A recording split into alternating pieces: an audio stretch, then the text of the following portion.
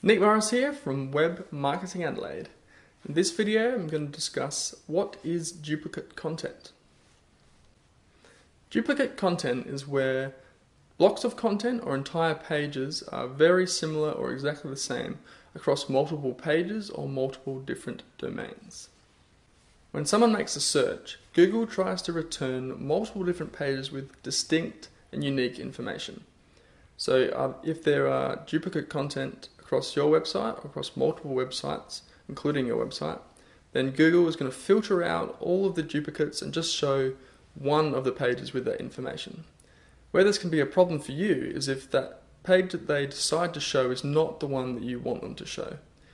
It can also affect you if people are linking to your website, but you have multiple different pages. They could link sometimes to one type of page, sometimes to another type of page, and then when Google comes to sort of add up these links and give that value to your website, it's going to be divided amongst these two pages and it's not going to be consolidated and it won't give you the best results.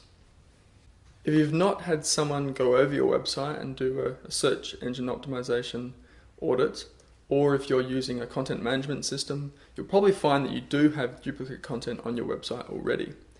Some of the most common ways this can happen is if your website's available both at www.example.com and example.com without the www.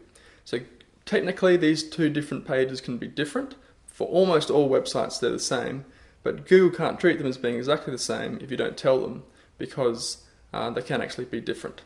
So that's just one example. If you have an online store, an e-commerce store, and you have a product page, sometimes the URL can be, that page can be reached by having example.com/category/product name, and sometimes it can be example.com/product name.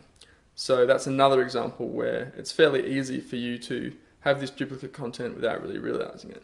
There's also many other examples. For instance, if you have a printer-friendly version of a page and there's the regular version of the page and they're the same, that's duplicate content. If you have parts of your website where you have summaries of different posts, perhaps a blog homepage versus an individual article for a blog, that can also be considered duplicate content. Most of these problems and these duplicate content issues can be fixed up using a few different methods, and that's fairly easy to do. The other thing to think about is that sometimes people will deliberately create duplicate pages or pages which are very similar to try and get more real estate in the SERPs. So SERP, that's search engine result page, and if you have many different pages which are very similar, Google may in fact take manual or algorithmic action against your website, and you find yourself with a bit of a penalty. So absolutely don't deliberately create very similar or exactly duplicated content across your website or across multiple websites to manipulate Google, because this could lead to you getting a penalty of some description.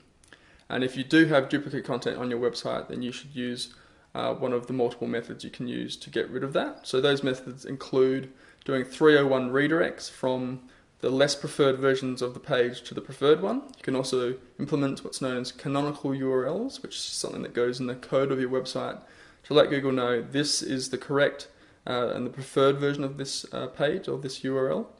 And there's a few different other methods you can use as well, which I'll outline below this video in the description.